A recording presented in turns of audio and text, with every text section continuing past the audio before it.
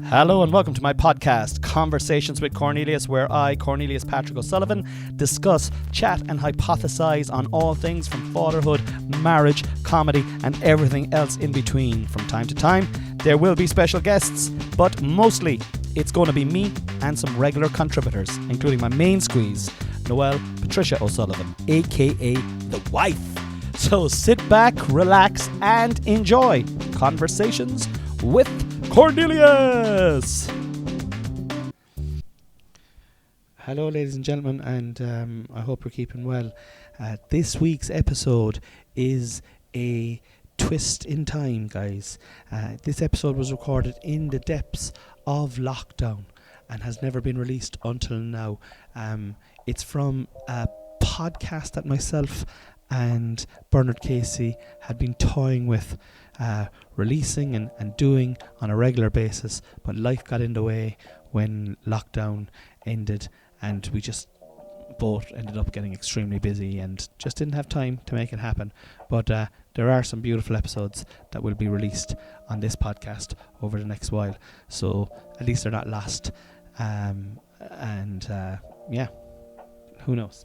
Anyway, listen, with that being said, please sit back, relax and enjoy this week's episode of Conversations with Cornelius, aka the Square Ball Podcast. God bless you and I'll belong to you.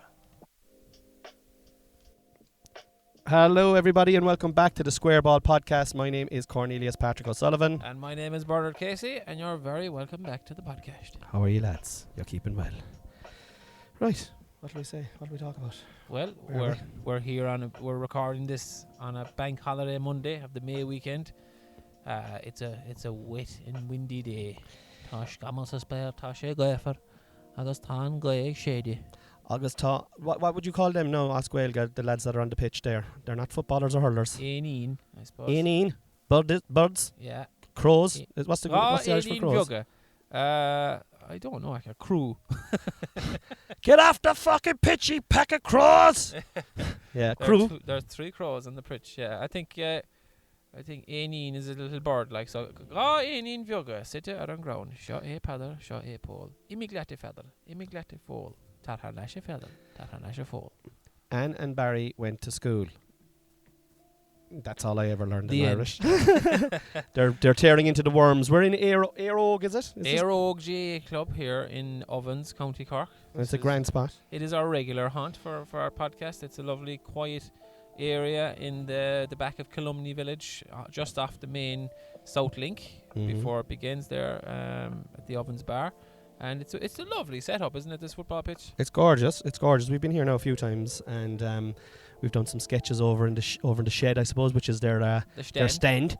And we've gone for we've lapped the pitch, and they've got another little practice pitch down there. They're doing all right for themselves, Air Oak. It's a nice little setup now. The small practice pitch at the back is probably for underage games and training, but it's a nice little thing, and it's right next to the primary school as well. So I'd say they can come in there for their training in their coming a month skull or Skeenish I think you call it. Skeenish, isn't it? Skeenish. But it's a fine setup here in Air Oak. Are you missing going to matches? Absolutely, because midweek, do you know, say on a Tuesday or Wednesday, and you're kind of like, what the week? Oh, jeez, you see an ad then maybe on the TV, the Sunday game, or the Saturday evening game or something. You're like, brilliant.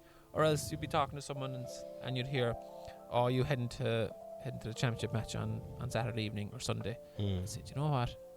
I am now. Bloody well. I am now. Yeah. I'm definitely missing it this year. I think last year with COVID there was a kind of a novelty factor of, Christ almighty, then just all off. There's no football or hurling at all. We have to find something else now. We'd have to do it, yeah. Have you tried porn on the internet? Tis all the rage. But that's what you said to me, and I was like, no, like, brother, come on, I'm a married man, happily. And you were like, don't knock it till you try it.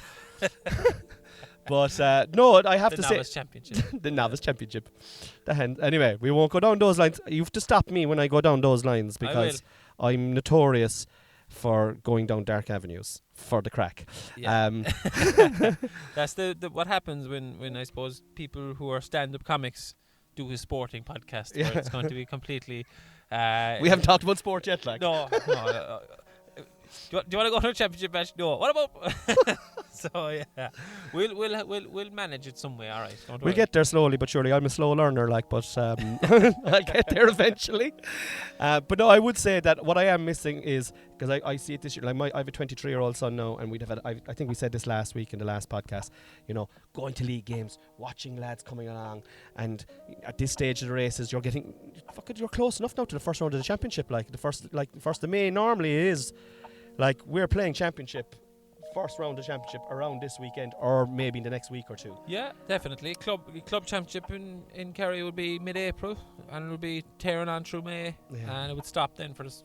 Well, traditionally it would stop and it'll come back then until the middle of winter. Middle of winter, then when you have to make sure that it's -4 and gale force winds, you know.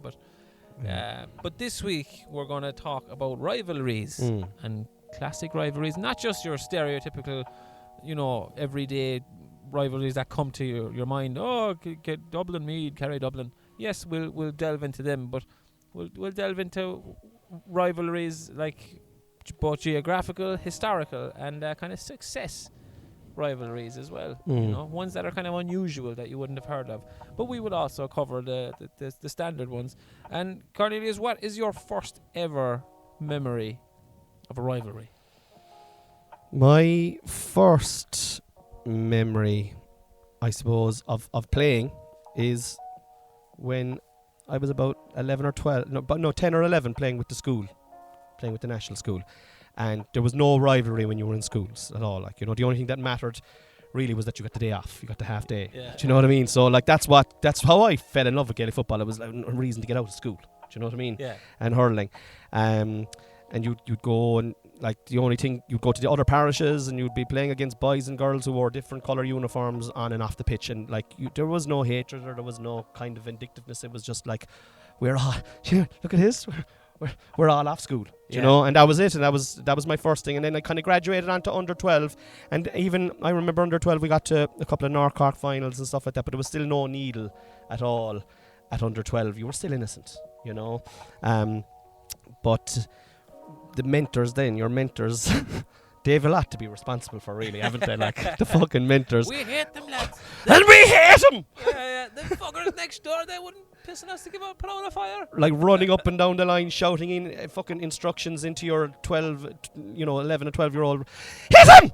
Hit him, Connie! Hit him! Hook! Block! Ah, for fuck's... You know, and the halftime team talks. Jesus Christ almighty, will you get stuck in? Will you get fucking stuck in? Christ almighty, Connie, you're standing off him! You're useless! But that was just my own personal... Yeah. And then the game would start. And the game would start, like... There's like mad men with like pot bellies and man boobs, and I always said to myself, I'd never turn out like nothing like them. And here I'm I not am. laughing at all. But like, that was my first, like, I know the question is about rivalry, like, but like rivalry kind of for me is when puberty hit and I started playing kind of under 14. Yeah. Do you know, your balls dropped. And you got like, you had a bit of bum fluff, and you were mad for, you know, like boning fellas on the field, like, you know. That was kind of when it kind of started with me. But like, your skills were a little bit more honed as well, and you were better at playing the game. But like, there was nothing else going on. It was just hurling and football, really. You had a little bit of soccer, you had a little bit of GAA. But like, when you kind of when I got under 14, I was playing with my club, and we came up against this crowd called Liscarroll, right? They're not even a club anymore, okay? And we play each other 6 times a year, 3 times in hurling, 3 times in football, because of the way the championships. So we kind of got to know their players, and it was like, it's a rivalry that doesn't exist anymore, but like it just sprang up out of repetition, because you might win 2 games a year, they might win 2 games a year, there might be a couple of draws in there, you get to a couple of finals and stuff like that. But like, as you went on and you got to know the players, the intensity just took over. It just took over entirely. And you'd go out there. I remember playing an under 16 final against Liscarroll, and I had more fear in my body than I had passion for the game, because I knew who I was marking, and he was a dirty bollocks. Yeah. He was a dirty bollocks. Like, I can't even remember his name now. There was no well, you could wear the helmets if you wanted that, but they weren't compulsory, and this fella didn't wear a helmet at all, and I had the helmets and I had the socks pulled up and I had the, you know, I was fashed. The wrists were strapped and everything. It's strapped, whether they needed to be strapped, and this fella was like, he had fingers now, like, and they were like fucking sausages, like, you know, and he was. He probably drove to the match. He probably drove and smoked a couple of fags as well, like, you know. He had a chain. Had gone. He was in the early house early that morning, like, you know, under 15. But the biggest. It kind of came to a culmination with us and Liscarroll, Ballyclaw and Liscarroll, at about under 16, because we were good and we ended up winning North Corks and going on, and they kind of stayed behind because they weren't really that good. But our matches were always close. It didn't really matter the difference between us because we knew each other so much. And you said they're not a club anymore, but are they joined now? They're joined with Churchdown now in North Cork, so they're Liscarroll Churchdown, and they have a fine setup. And Liscarroll is a beautiful little village in North Cork. I mean, it's like a gorgeous village. It's actually it's close to Bodefin, so there's like a lot of the French Norman kind of stuff going on in there. Bout de Vent. That's right. Don't get me started on Bodefin. No, that's my pet hate in life. But that's my first experience with rivalry was playing these, because we hated them and they hated us, and it was intense, and the matches were intense, and there was flaking going on, and you'd win one match, you'd lose another match, but it would come off the field afterwards if we saw each other out in pubs, or if we saw each other back in the Highland and Newmarket. There could be a bit of flaking going on. Could continue on. Could continue on. And now years later, if I saw any of them, I probably wouldn't even recognise them now, like, you know, because this was an innocent rivalry. And I think that's interesting in terms of, you know, rivalries spring up and they evaporate then as well.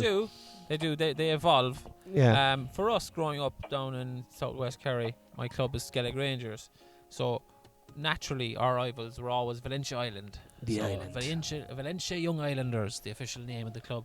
So from early on, we would have always played them. So the bridge from Valentia Island would lead to Portmagee, which is where Skellig Rangers is. Skellig Rangers is the parish of Portmagee, and it goes into St. Finian's Bay as well. So we'd take that. Beautiful part of the world. It is a wonderful part of the world, and our football pitch is located lovely at the back of the village, just outside.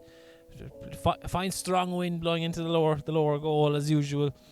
Which is not the scoring goal, which is weird, you know. That is. I was just about to say, is that the scoring goal then? The top goal is the scoring goal. That is weird. Yeah, the top. It's you see, it's a southwesterly wind, and the pitch is, I think it's north south, so it's a southwesterly wind, so it's kind of going cross, but it favours the lower goal. But for some reason, it's the other goal that is the scoring goal primarily. Jesus. A strange one, but we would have always played them growing up. And I think it's a lot of rivalries with clubs locally, or anywhere throughout Ireland. It's all geographical. It's the people that you are closest to, that you are next to, that you are actually probably more like than any other part of the country. That you hate. That you have the biggest rivalry with. And we always had a very fierce kind of competitive rivalry with them.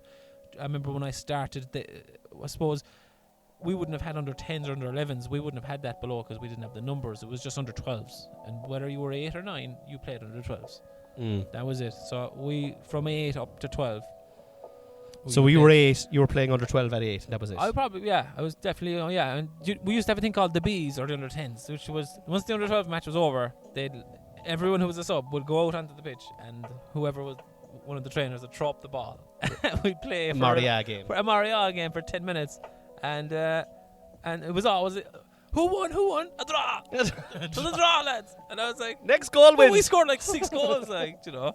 They were great times. Like, I remember the first goal I ever scored was in one of those games, and it was actually against Valencia. The ball hit the crossbar and came down, and I was like, oh my god, all I had to do was tap it in. And I tapped it in. I was delighted with life. Oh my god. It made my year, like. And I like, just to cut across, like I was just saying that there at the start, it's those formative years that they're so golden. Like, when you're just playing it for the joy of it. Like, we used to go down to the hall in Ballyclaw and we'd play kind of this kind of an amalgamation of kind of Gaelic football and soccer, and there'd be 3 on and 3 off, and you'd score a goal in the next crowd, and they like for 2 or 3 years, oh lad, you talk about going down there every Friday night, and that's where your skills are honed as well. Is, like, you know? Absolutely. Yeah. But the thing with Valencia was, before the league started, be it under 12s, 14, 16s minors, we'd always play them in a couple of challenges. You know, instead of a training on a Tuesday night, we'd say, look, the lads from Valencia are going to come out, or we're going to go into Valencia now next Thursday, and we're going to play a challenge. And it continued like that for years. But whatever happened from, we'll say, 2007 or 8 onwards, just depopulation it completely wiped Valencia, but it kind of started to wipe our area as well. Like at what kind of year? What year roughly? I was just my last year minor. We were probably the last. So my last year minor was 2008. So we were the last. That was the last South Kerry Championship of individual clubs. Right. So that was the one. And minor football in South Kerry then was unbelievable. The minor championship was absolutely hot and heavy. There was a different winner nearly every year. Finals were down to the wire. There was massive crowds. Yeah. But then after that, depopulation. It's all like, I remember the following year, the final was Skellig Rangers Valencia versus Drummond Waterford. Do you know, it just wasn't the same. Like you were going to the game and you're like, even like both sets of supporters, you're only looking out for individual. Yeah. Who's that fella there? No, he's from Drummond. Who is he? Now I know exactly what you're saying, because you know we were the same. We were very lucky, so you and I, because we got to play with our club under 12, under 14, under 16, minor, under 21, and you were able to play like when we played Liscarroll and Churchtown. They both had teams at that stage. Doneraile had a team. Now Ballyclaw underage are joined up with Milford, who are about 20 miles back west. You know, and that's definitely killing rivalries, healthy rivalries. Oh my God! Because I've experience of it, because Dylan played with them all through minor all the way up, and they won a county. Ballyclaw won a county by themselves under 12, and it was they played club back in Mill Street, and they drew the first match, and the replay was in Glanthand. There was 1,000 people at it. Under 12. At an under 12 match. I swear to God, because this team were just, God almighty, they were from 1 to 15, they were brilliant, like, do you know what I mean? And this other team, we'd played them in the league and we'd met them again. It was a bit of a rivalry. They've gone on to great things. Our team have split up and we've lost loads. We've had to join up with another crowd back the road. And it's depopulation, and it's not, and clubs being mismanaged as well, a small bit, I think, as well has something to do with it. You Probably know, would, with the underage sector. Like, it's been readdressed now with our club. We've got a great structure in place, and hopefully we'll be able to field our own teams. But do you know, for years you just had all the bodies, Bernard. That was it. Yeah, you did. Because if you were on your own, for example, when we were on our own, lads who really didn't have much interest, they were begged, borrowed and stole to play. Yeah. Lads, come on, like if you don't, like, we're not going to have a team. I know a lot of lads who played corner forward, and they didn't even know what was going on. Yeah. But they still did it, and they got into it. Mm-hmm. You know, I remember a couple of boys there who didn't play under 12s, under 14s, and they got back into it under 16s. Because we were kind of stuck for numbers, and they got a taste for it then again. Yeah. And by the time they were minor, they were deadly, and they played a pretty good, senior enough career, like, you know, senior club career, like, that wouldn't be too bad. But it's a killer. It is a killer. It's destroying it across the board. You know. You're mentioning there now, and I just think it's interesting that, like, depopulation, but like with the whole way the world is going now, there kind of seems to be the ability to work a lot easier from home. I wonder, will that bring people back into parishes? Will that kind of, like, for example, it's very idealistic now to think this, like, but Valentia Island is beautiful. I've been over there loads of times. Yeah. My wife is from Waterville, so I'm up and down to Kerry the whole time. We've often gone for pints ourselves, but it's gorgeous, and like, it's an amazing looking place, like, in the history of the island itself. And one of Kerry's best footballers of all time came for. It's still alive. Mick O'Connell. Yeah. And even Knightstown, like, bar the Protestant vibes coming from the name Knightstown. It's a gorgeous place. Oh, it's a gorgeous place. Yeah. There could be a kind of a revitalisation of rural Ireland as a result of it. There is definitely, like, the remote working. Is there any sign of that happening? There is, like, Valentia's making a big effort towards it with, like, they have a lot of links with the transatlantic cable and things. You know, there was the first communication between Europe and North America was made in Valencia, so, you know, they have a nice thing going on there in terms of that. So they're trying to, you know, develop that more and more, attract more people down. It's kind of it's a region now. So you have the Skellig coast. It would be the kind of new region, we'll say. It's all of South Kerry. So it's from Falmore, Carstavine, Valencia, Portmagee, Renard, Waterville, Ballinskellig, out as far as Cardaniel, Castle Cove. Cardaniel. All that now is kind of Skellig coast, and people are looking to move down there. All right, now you just have to get the infrastructure in place. You have to get broadband. You must get the broadband down there. I can't even make a phone call. You know. And what's the famous politicians, the Healy Rays down there? Like, they'd surely Just line their lads just line their pockets with a few quid now, and you'll get their fucking broadband down there, Bernard. It's gas because people always say, "Oh, you're so cute." Oh, that's Healy Ray country. I'm like, they're about an hour and a half away from us. But you have a great bit They're about that in your stand-up anyway. Oh yeah. We're about an hour away. It's about an hour from there. No, after about an hour from there. No. Everywhere's an hour away from where you live. And Dingle, then everyone thinks we're from Dingle. It's like, so okay, oh, we're Dingle. That's fucking 2 hours away. You know, like Kilgarvan is where the Healy Rays are from. That's southeast Kerry. Like that would be on the way to Kenmare kind of literally job from Cork.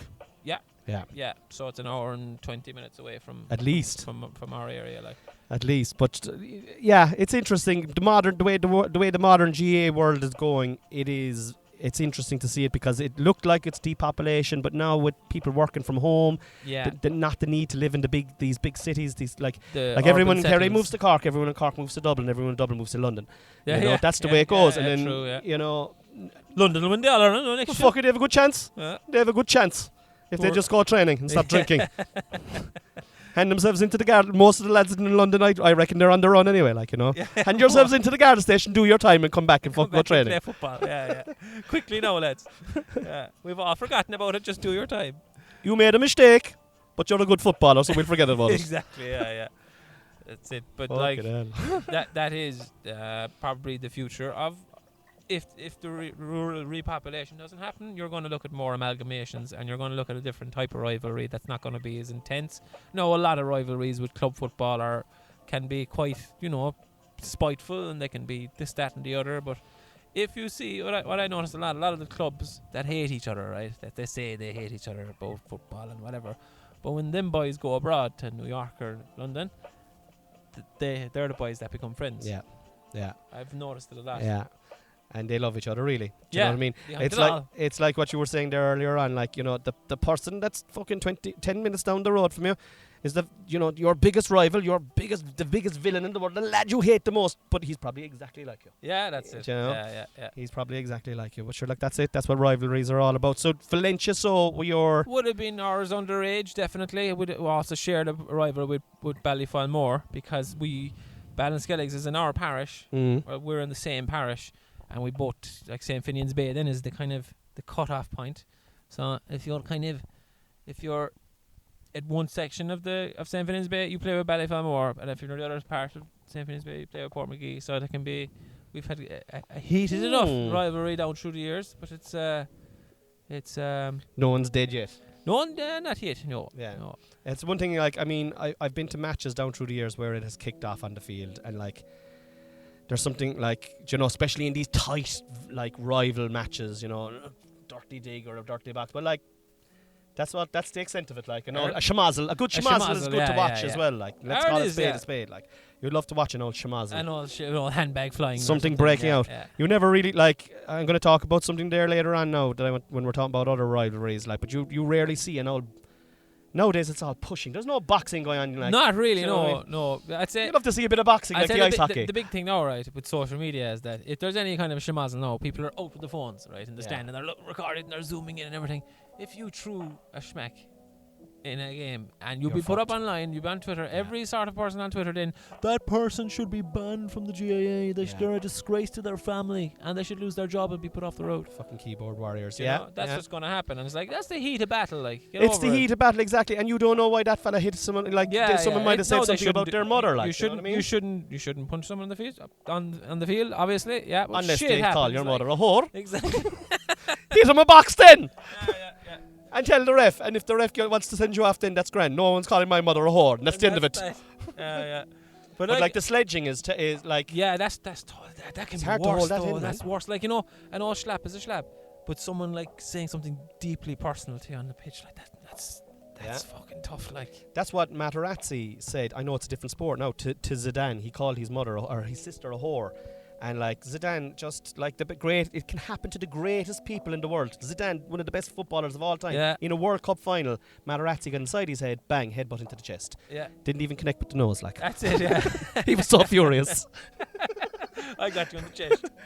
But like, that's the thing, and that's why it's effective, and that's why you're looking at all these when you're training teams, and we're like the Nordies are famous for it. Like, they're like, get inside their head.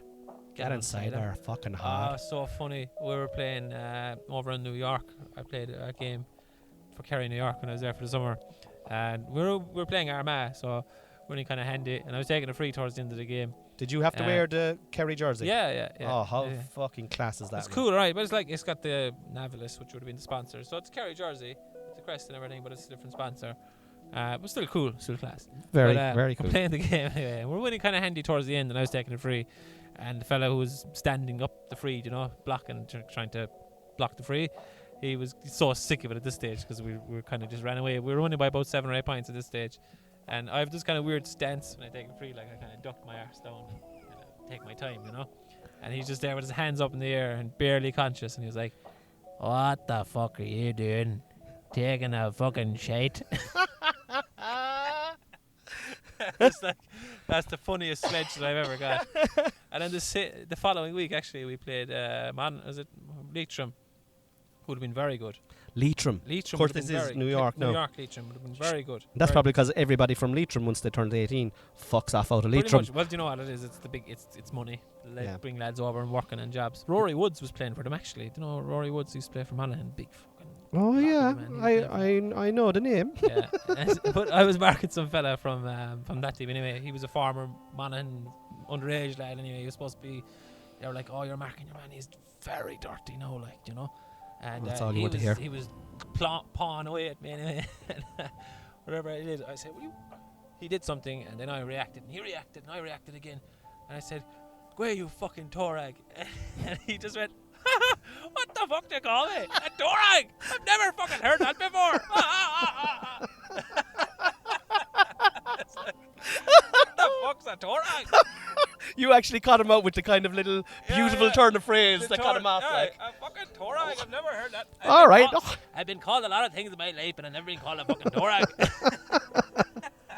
Oh, fucking hell, I'm up tonight.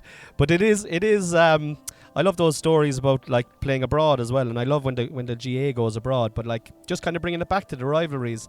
I definitely have a hope anyway, and I said this to you a few minutes ago, that I do think for a long time that clubs, and this is through no fault of anyone who were administrators in club or in the administration side of clubs, but we'll say underage was slightly neglected. The structures were neglected, bringing them in more family orientated, and like really continuing all the way along.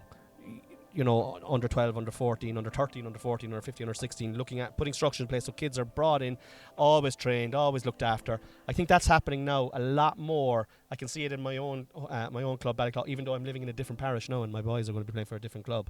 And it is lovely to see that. And you can see the little sprouts. Like Ballyclough put up a little post there now during the week where they had all the little boys and girls were back because of back training, and it was 40 or something like that there, and I was like, geez, that's a great number. And I know there's a friend of mine involved in it, and I know like he wouldn't let any. He'd make sure that they were in for every grant. He'll make sure that they have every chance. The gear and all that. The gear and part of a club kind of job. And he'll kind of have it working down, so there'd be a fella in charge of this, there'd be a woman in charge of this, and he'd be on top of it. And I think that is what is essential, because there is so much competition now, Bernard. There is, yeah. Compared to what we were up against, Well, that's like, just heard there that Shane Lowry is going to be a sponsor of Offaly, and he was talking to JP McManus, and JP McManus said, put it into the underage, whatever you're sponsoring, put it into the underage. We did it in Limerick. I remember when I was doing my junior cert, I used to study on a Sunday before the prees, and the Sunday game would be on, or whatever, the league Sunday. And this is 2005, and the whole episode was about Limerick. Hurling is disappearing in Limerick. That was 2005, and they won the All Ireland in 2018. 13 years. So in 13, so from the fact that they did a whole program, and hurling is gone in Limerick. They're struggling. Football is better than it. Soccer is better than it. Rugby is better than it. I don't know where the hurling's going to come from. Sorry, the days are numbered. JP McManus put the money in, underage. Look at them now. And I mean, if you look at the likes of Kilkenny are still going well now at the moment. They're still contesting and stuff like that. But there was a time when Kilkenny were winning All Irelands year after year after year after year after year, and so there was it was very hard to be enthusiastic in other parts of the country. Yeah. So it does take the likes of Lowry, the likes of JP McManus, these people who love it, to put their time. You should go professional, and that's it. Put in the money. give every player. Well, I actually did this. €100,000. I fucking come back out of retirement myself straight away. I think if you're playing intercounty, this is my thing in it anyway. If you're an intercounty player, manager, fucking anything at all to do with intercounty, you pay 10% tax, national tax. That's your, because like you're giving into the culture of this country. And there should be an incentive. You're not earning anything extra. You can go in and earn as much as you want to, but your tax rate is 10%. I don't know. Do they have some? I get you. Yeah, that's a fair point. I think it's even then because you still have to work. You see, probably is. I'm definitely no economist, but that's definitely something to think about. But they'll probably say, yeah, but there's some fucker there. Some country come out, 42 years of age, and he's still saying that he's playing for Offaly, and he hasn't paid a tap of tax. He's in a wheelchair. You know, he's clinically obese. He's in and he's the third choice goalkeeper for Laois. yeah, exactly. How does that work? He's blind in one eye.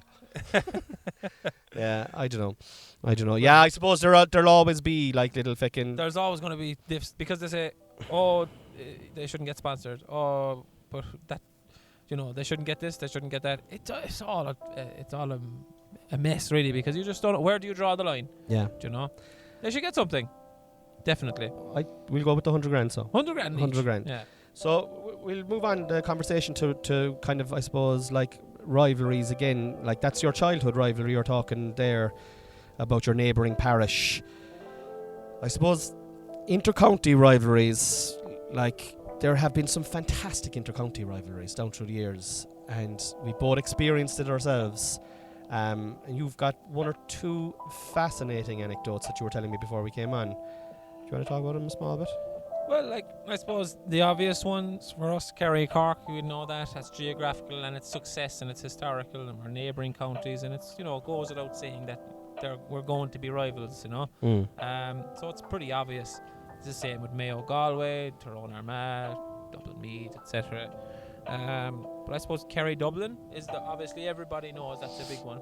It's probably the biggest in football, it's probably the biggest one, and I think it's traditional and enduring. Yeah, it is. Yeah, it's going through the ages. It's going since the 75 really. The first game when pretty much the Kerry under-21 team won the All-Ireland Senior Championship that day. That's bar one or two other players. The rest of that team was under-21s, and Dublin beat them the following 2 years, and then Kerry went on to win the 4 in a row. Yeah, and then the 3 in a row, and it was back and forth. But there's some. What I love about the Kerry-Dublin rivalry is it is so healthy. It is a very healthy rivalry. Isn't much hatred there. No, there isn't. I don't think so anyway. No, there's a bit of banter, obviously. I hate the Dubs winning the whole time and all that. But it's you'd have great crack with Dublin fans before a game, after a game. Dublin played Kerry in the league 2 years ago in Tralee. And Tralee just did up the Mitchell's End. They put a little kind of stand like the one here in Aerogan, a little kind of shelter for a terrace behind the goal. I don't know, there's about 4,000. I don't know how much Sack Park can hold. A couple of thousand Dublin fans came down anyway. They packed the whole stand. Yeah. I think they apparently, I was talking to a fella in a bar in Tralee at a comedy night, and he said that game brought €1 million into Tralee. Wow. Just from Dublin fans coming down. And they had a great crack. They're all here having banter. They love their football. We love our football. Their city, we're a country. Do you know there's that brilliant... there's the Culchie Townie. It's the epic Culchie Townie vibe. Yeah, it's the ultimate one, yeah. Yeah. Do you know? No, like I remember coming out of Croke Park in 2007, which is one of the great games that's forgotten, really. The 2007 semi-final was brilliant. Declan Sullivan got a goal, start second half, that won the game for us. Won by 2 points. Brilliant game. But I remember coming out of 17 at the time. So, you're kind of cocksure of yourself when you're 17, and we were drinking then as well. So I walked out of Croke Park anyway, and this fella came up to me, about 2 foot taller than me, pure fucking tash, and an earring, and a bottle of whatever in his hand. I don't know what it was. And he just walked straight up to me. Didn't know me from Adam. I was just walking down the street. He goes, "You, Kerry, you fucking knacker." And he kind of... he went for you. He kind of went for the fake button. I was like, what the fuck, man? So you're going to get things like... That was the only ever bad experience I had. But I was like, your man's... Like, there's a lot of hill boys that don't even know there's a game going on. There is, yeah. They're there for like win or lose. We're on the booze kind of exactly, vibe. Like, But there's when you meet a Dubs fan, proper Dubs fan, you'd have some racket. They know their Gary football. White's a great Dubs fan. Sinead Walsh is a massive Dublin comedian from Dublin, massive Dublin fan, like really really knowledgeable, knows about the sport, knows will go on about games and moves and whatnot. You're right, like I mean they're great fans and they add a serious colour to the game. And I just want to go back to something that you were saying as well, like to try and fix our own national games, and we'll definitely be always pontificating as we go along on ideas like my 10% tax rule there now. Yeah. I didn't even look into that. That's just something that came off the top of my head. You never know. You immediately poked like load of holes into it. But like I do think that if the GA could find a way of bringing the Dubs out of Croke Park more often, that it would be to the benefit Definitely. of our country and Yeah. our game. One of the highlights of my childhood was Kerry Dublin in Thurles, Oh. 2001. Those two The Morris games. Fitz game? Yeah, I was right underneath him. I was right above him, I suppose. I was right. It was on the 45. I was on the 45 and that stand, looking at it. And Tommy Carr was fucking roaring into his ear like, hey, the line. Do you know? Trying to Yeah. put him off. And just landed. I remember the roar. Fucking unbelievable. And a cousin of ours was actually on the Dublin panel at the time. which was Really? gas. Yeah. Go away, so you the Michael cousin- Casey, oh. Yeah. Mick Casey, as they call him, yeah. He played for Lucan Sarsfields. And Paul Casey, his brother, went on to win All Ireland with Dublin. I think it's probably one of the most beautiful scores I've ever seen in my whole entire life. I think Yeah. Kieran MacDonald got a point one time, alright, from Mayo and Croke Park. That emulates it. But like what was involved in that score, The pressure and Oh. everything. like, Yeah. and he's just like a Rolls Royce of a player. Like, Yeah. just a beautiful footballer. But do you know what happened with the quarterfinals? They used the first year of the quarterfinals. None of them were in Croke Park. I don't think maybe one or two were, but most of them were in the regional, provincial grounds. And it was unreal, like the colour and the fucking. I remember, I think it was Sligo played Antrim or Armagh. Sligo played Armagh once. Did you have a quarterfinal. great And game the again? colour was black and orange all over like Markovich Park. Unbelievable. But the reason they brought them to Croke Park is because the amount of people that missed Kerry and Dublin because they were stuck in traffic. They were stuck in traffic. There was no bypasses or anything then, like, so there was. I remember a fella had to turn around at Limerick and go back home, and he listened to the Jesus. game in the car. Half of the first game, half of Dublin fans missed it. But that's a long time ago now, though. Like, what year was that? 20 years That's ago. 20 years ago. Our Yeah. infrastructure is like you can Far drive from better. Cork to Dublin now in 2 hours and 20 minutes, no Yeah. problem, and not really break Absolutely, many rules. Yeah, You know. you can. Whereas like you can, so that means you can be down in fucking Tiptown, you know, in an hour and a half Yeah, or an hour. And absolutely. Like, it's a different era. There's like that. Like, do you remember the Mayo Kerry match in Limerick a couple of that years was ago? amazing. Like, yeah, Like that- that was that on a Saturday evening, I think, Yeah. wasn't it? Saturday evening. And what an epic game of football! And like that would have like bring it into Cork, bring in Páirc Uí Chaoimh is gorgeous now. Yeah, Do you know what I mean? yeah. Put like there's nothing better than a Munster final day going on the piss in Cork, Yeah, going on to the match afterwards, going on the piss afterwards. exactly. Yeah. We're not condoning drinking now, but I'm just saying that's what I like to do. Those I think a quarter final definitely. You know, I don't know what the way it's not going to be there this year, but it's definitely could be looked at bringing it to provincial ground. Now I know the likes of say someone like Louth now could get to a quarter final, and they're like, "Fuck's sake, I thought we'd be playing in Croker, like a day out in Croker. We're playing Kerry, but we're playing it in Portlaoise. Fuck that." Yeah. They might be pissed off with that, and the players. The big thing is when you ask the players, would you rather play in O'Moore Park, Portlaoise, or Croke Park? They're like, I don't care who we're playing. I want to play in Croker. Really? That's the problem with I that. think, is that really the case? Yeah. Like I'm just thinking to myself, if I thought I'm playing Dublin, right? Let's say I'm good enough to play for Cork. I'm playing Dublin, and someone says to me, you can play them in Thurles and it's 50-50, or you can play them in Croke Park Yeah. and it's 70-30. Yeah. When most of the lads go on to go, I'd go with Temple Stadium. I Like, go all with- day. but I suppose if you're loud and you know you're going to get hosed no matter where you're playing, do you know what I mean? Yeah, like, yeah, there's or a if thing you're like or that. if you're Cork now at the moment, where things aren't going so great with the football, I don't know.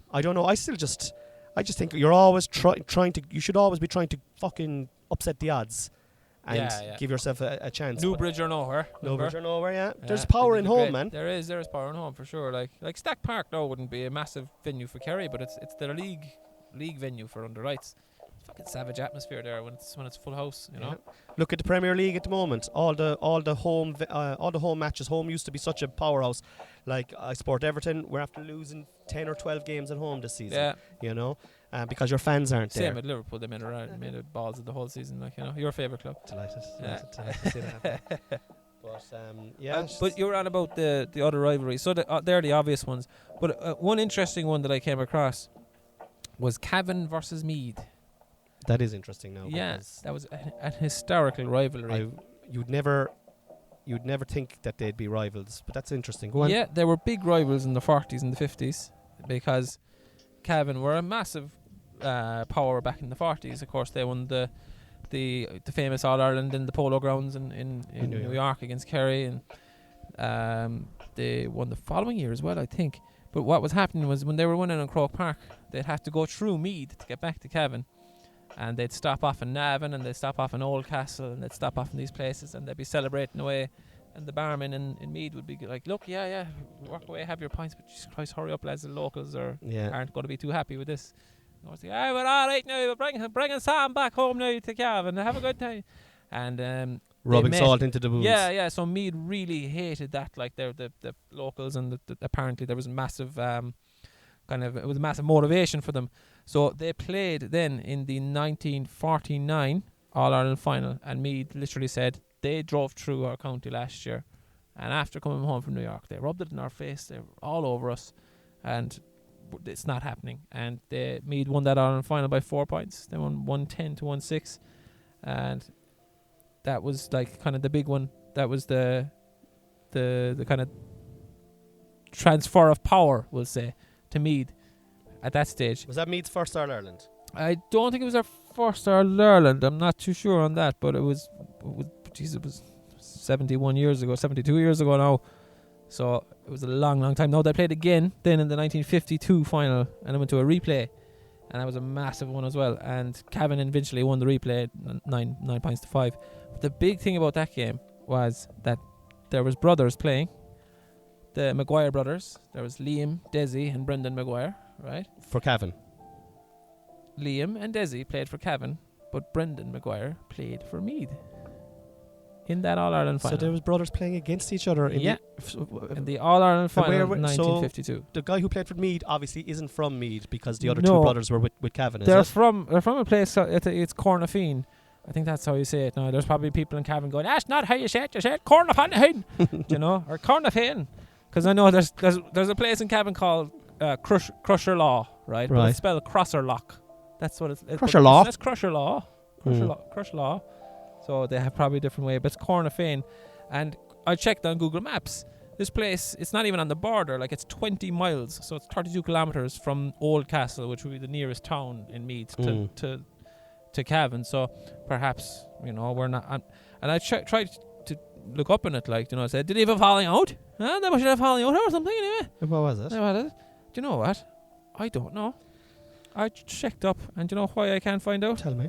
Because there was a press strike in 1952 for 6 weeks, from the end of August to the end of September, middle October, and there was fuck all written about that All-Ireland final or anything to do with it at the time. That is just fascinating. I know this isn't even live yet, but if anyone is listening to this and knows why, tell us, or why those brothers were on opposite teams between Cavan and Meath in what final? What was 1952? 1952. Yeah. Send us an email at thesquareballpodcast@gmail.com, because we'd actually love to know. I'd love to know that. That's and fascinating. People will probably want to know, because I checked Google. I know there's some fella now on a forum down in Limerick or something now, and he'll say, I the reason for that now is your man got a job with the DSB.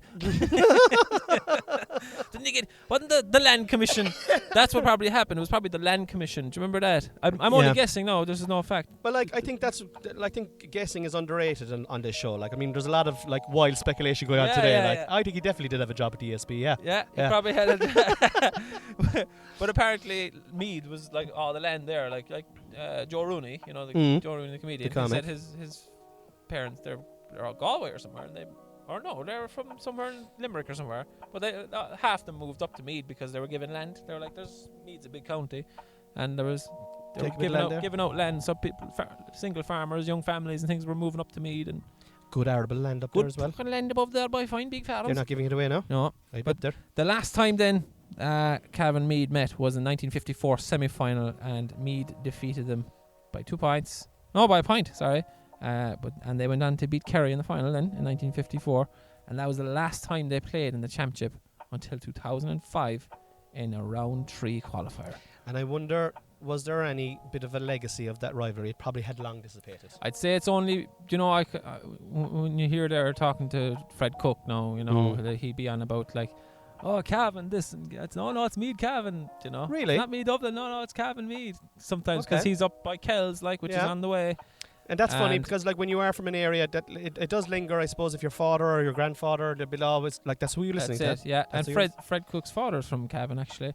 So they have that cross-border thing. But the thing is, they rarely meet because Ulster, Leinster. Yeah, yeah. So, but they're still quite neighbourly. It's like it's kind of like in hurling, Kilkenny and Tipperary. Yeah, there's a massive rivalry between those two counties, but they only meet either in the league or in the latter stages of the championship. Yeah, exactly. And hardly ever in football.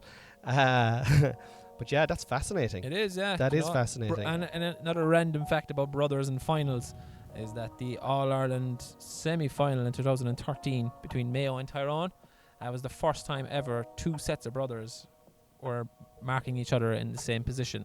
So in midfield you had Colm and Sean Kavanagh, and they were marking Aidan and Seamus O'Shea. So that's a cool, interesting fact that's how close the GA is in terms of family and community. And you don't ever want to lose that. And like, I think when you do introduce money into it, and I'm kind of contradicting myself here now, with tax breaks and all this kind of stuff. But 100 grand, and they pay no taxes if they're until they're 35. That's it. That's it. And if you're a mentor, you pay 12%, and you'll get 50 grand, and you can only do 3 years. The championship brought to you by Google and Apple. My rivalry, and we need to. Jesus Christ, we're rambling on 44 minutes. Brilliant, I love it. But that's just a sign of a good conversation. There it is. My rivalry is my enduring rivalry that is, and it's still lingering now, is the Cork Meath football rivalry, and you definitely know that one. Yeah, I suppose I wasn't born when it was at its prime. When it was at boiling point. Weren't you? No, I wasn't born until 1990. I know you played that year, but sure, I was only a couple of months old and I don't remember. And I remember he played in 99. The 99 final, I remember that. And I remember just the hype about being, this is Cork Meath. And I was like, what's the story of this? Like, how is this rivalry? Yeah, it's a wicked rivalry. And it kind of started like Kerry won the Munster final in 1986, and they won the All-Ireland to beat Tyrone in 1986, right? And everyone was like, everyone was there was a lot of retirements and stuff like that, and everyone was like, that's the end. They've got the most out of their group of players. There was a good Cork team coming up who'd won a load of under 21s, and like we first encountered Meath in 88 in the All-Ireland final, and they beat us fairly fair and square, but their physicality was undeniable, and Cork just didn't get to grips with it. And in 87, in 87, and then we met again then in 88 in the final in 88, and that was a draw. And controversially, wasn't it? It was well, we should have won the fucking game anyway, right? We should have won the game normally, right? But it was controversial. It went to a replay, right? And then Meath had a fella called Jerry McEntee sent off in the replay, and they beat us by 1 point, but they beat us off they were so physical and intimidating, and they had some big men now, like I've a couple of names written down here: Martin O'Connell, Liam Hayes, Jesus Christ almighty, Colm O'Rourke, like that, he's 6'2", 2-footed, like absolute brilliant footballer. Bernard Flynn, David Beggy, Brian Stafford, like they are giants, fucking huge, strong. That was the running up the hills of Tara with Sean Boylan built that, and he like a glorious manager, wouldn't you just love to have a Sean Boylan in charge of your club? Absolutely, what a kind of a lovely soul. Like, I mean, I even heard a story about him there. I can't think of the football player now, but when Billy Morgan was in charge of Cork again in the noughties, Masterson, Masterson, James Masters, had some sort of a problem with his hip or something, and Sean Boylan rang Billy and said, "I'm going to send you down." He's a herbalist. That's right. I'm going to send you down stuff for Masson there. I think it might help him. I read about it and fucking sent it down and worked a treat. But like just that kind of a different type of a soul that involved. It always adds a bit of specialness to it. But they beat us in the replay then, and Cork were a different outfit now as well. I mean, we were like, as you well know now, in Cork, it's hurling first, football is a very distant second, you know. And like my father now is a great example of that. He'd go to league matches in hurling. He loves hurling like passionately, and he'd go to a football match. All right, the Munster final, and he might go to the All Ireland final, and he might go to the semi-final, but like. It's the small ball. It's a small ball, but like there's a negative. Like I remember, even in the 2010 All Ireland final, there was just a negativity that goes with the Cork supporters, and my father's indicative of it now. And like, I mean, the man loves GAA with all his heart and soul. Like, but like, there's a thing about the footballers that fucking the fans get down on top of them. But this group of players were a different group, and if you remember, we were going for the double in 1990 as well. So there was added pressure on this group of players, but they were. They were a different outfit. They were like there was a great body of players there, but we had some real unique lads there as well, like Danny Cullity, right? He's from Newmarket, but he was originally from America. Didn't come back into Newmarket until his late teens. That's probably one of the main reasons my father really got behind that team, because my father's a Newmarket man. Yeah. But Danny Cullity he used to wear red wristbands. Now he did the accent and everything. He did not. I've spoken to him on a few occasions. He's a proper American accent. All, how you doing, Connie? How you doing? Well, like maybe twice in my life now. So I'd say in that Cork team, so there was hardly any Cork accents. You had Tompkins, and Tompkins, Shea Fahey, and Dave Barry then was playing. Well, that was the year before. That was like with the soccer. It was just a weird kind of. All right, boys, let's go. All right, boy, kick it in. Sure, let's go. It was a ragtag, I tell you honestly. And Larry, as you said, Shea Fahey was on fire that year. He got Footballer of the Year, scored 4 points in the All Ireland final from midfield. With Danny Cullity, and there was like, that group of players. That group that came up from 87, 88, 89 and 90, and even though we won the All Ireland in 89, within that group of players, they still felt that they had something to prove, because they hadn't beaten this Meath team, and the rivalry kind of came. Their fans were spitting anger onto the Cork players as they were coming out through the tunnels. They were a different breed. Like, they were always giving out about us because we're, I suppose, for Cork, we're a little bit cocky. We love being from Cork and stuff like that. We were always complaining that they were too rough, and they were extremely physical and intimidating. But 1990, there was a massive pressure, and it was like the game was billed as like the modern GAA final, like two great teams, modern, because like Kerry had kind of been there, Dublin had been there before, but this is the new generation. The new generation, and even if you look at the trajectory of All Ireland winning teams in the 90s, it was a massive kind of like Derry won 1, Down 1, Donegal 1. Meath 1-1. Like, there was a good Cork 1-1. There was a good selection of different teams, so it was a vibrant time for football. It was, which came at the same time as soccer was becoming prominent. Which there was an interesting documentary about 10 years ago about that Croke Park had to make the decision to redevelop at that exact. If you're looking at all those finals from 1990 up to 95 or 6, where Croke Park is constantly under development because they're under pressure from the FAI, like, because people were going to soccer. They were like, I want to be fucking Paul McGrath or Ray Houghton, So that's kind of that's a side topic, but anyway. Ray Houghton came into my head there now straight away after you said Paul McGrath as well. We're in sync. That's it. We're in sync. And that guy gets 100 grand a year. But it was billed as this massive game, and in my research for this podcast, I listened to interviews with Niall Cahalan, who was cornerback on the day, even though he wore number 3. He was marking Colm O'Rourke. Conor Coonahan, who came from East Cork, actually. That's right, yeah, he's Ahada. And it's not a strong football hurling area, isn't it? It's hurling, yeah. East Cork is generally hurling, and like, so he was another kind of an unusual. Like, this is what I find interesting about this group, an unusual, and he was centre back, like, he was centre back, and he had this kind of an old gait on him, but like, he moved the ball, and if you got a belt off him, you knew about it, like. But there was a pressure upon them. But in these interviews I was listening, they all at the same point, they all said that they actually didn't feel the huge historic pressure of the double. They were all focused on one thing, not even winning the All Ireland.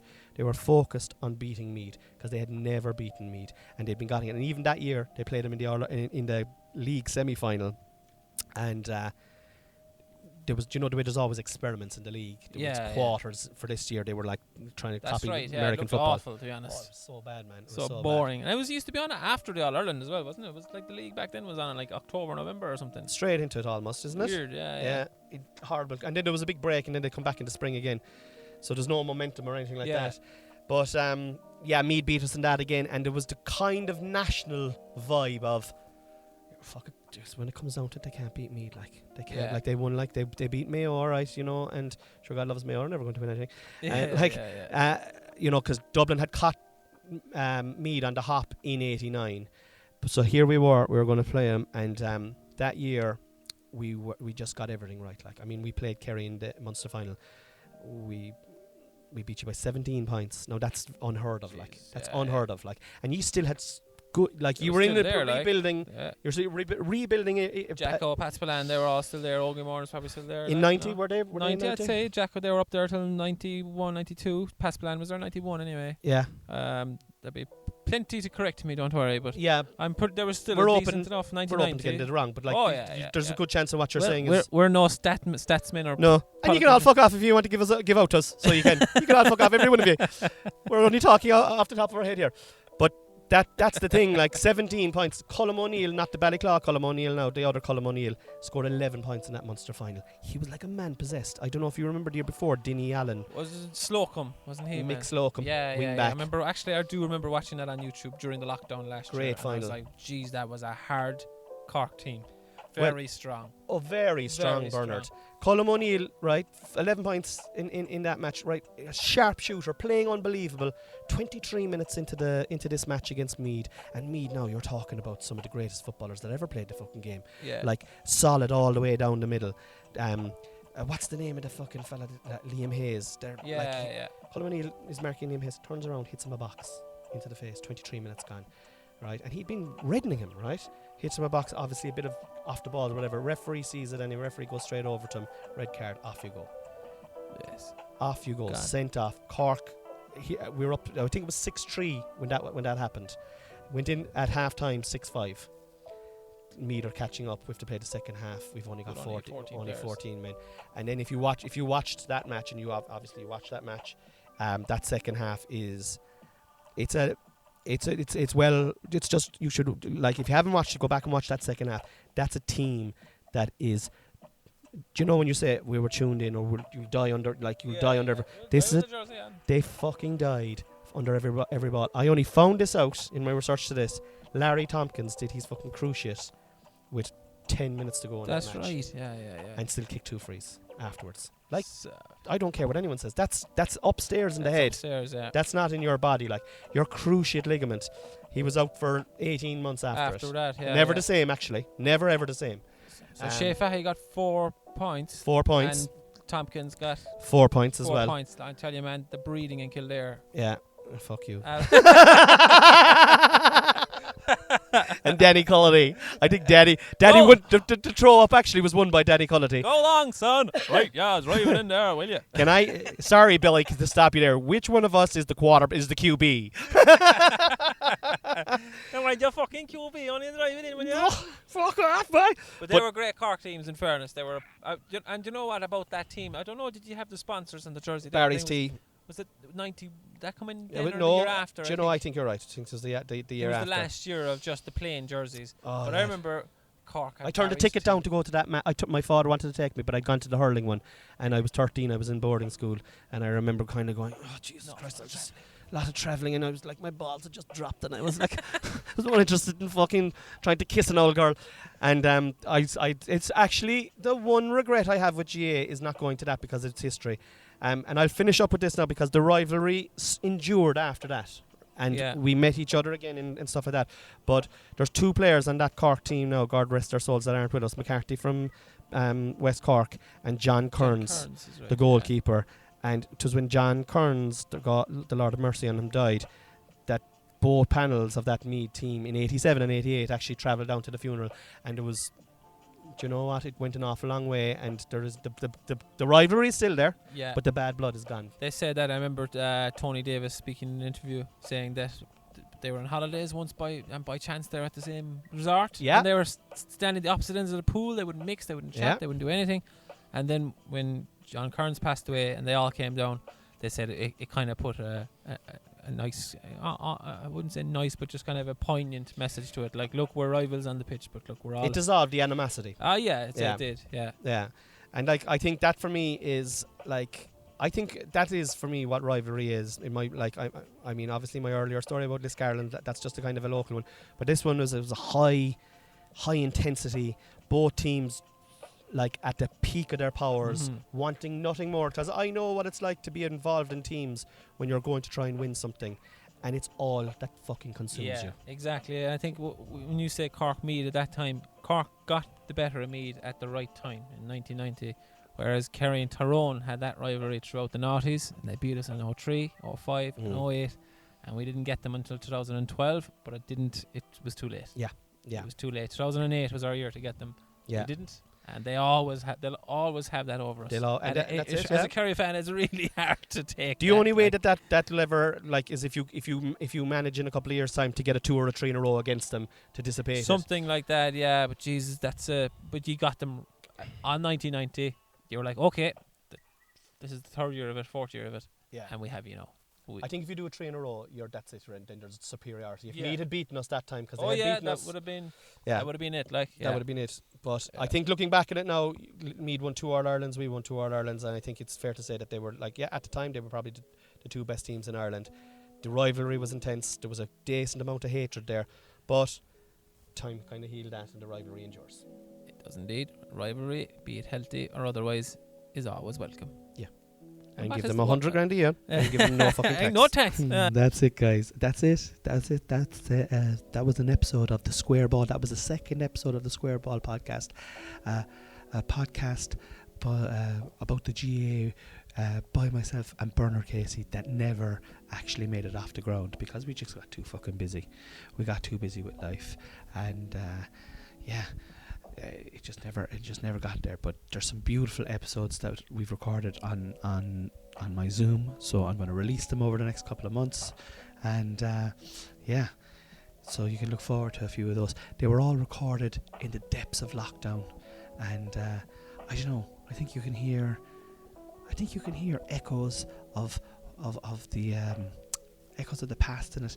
There was something about lockdown, lads, and I just don't know. I think it changed the mentality of the world, and definitely can hear it in myself back there when I listen back to this podcast during the week.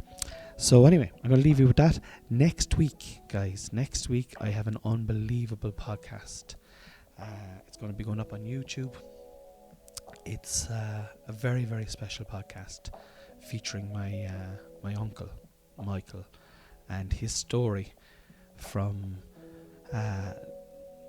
coming from a big family in Duhala and emigrating to America in the 1980s, falling in love, moving to Texas, having kids with the love of his life, raising their family, and then when all that is done and they're just about to kick back and enjoy the rest of their life, my Uncle Mike gets a stroke and nearly dies. And spoiler alert, he doesn't die because he's on the podcast next week. So that's going to be a special one. So tune in and listen to that again. And if you're enjoying the podcasts, guys, please let me know. Fucking shout me out on social media. Shout me out on your stories. At me. Fucking tap me, twist me, flick me, whatever the fuck. I don't know, whatever way it goes. Just fucking tell people, go listen to this podcast, you pricks. Anyway, go on. Staying by the wall. Staying by the wall. Staying by the wall.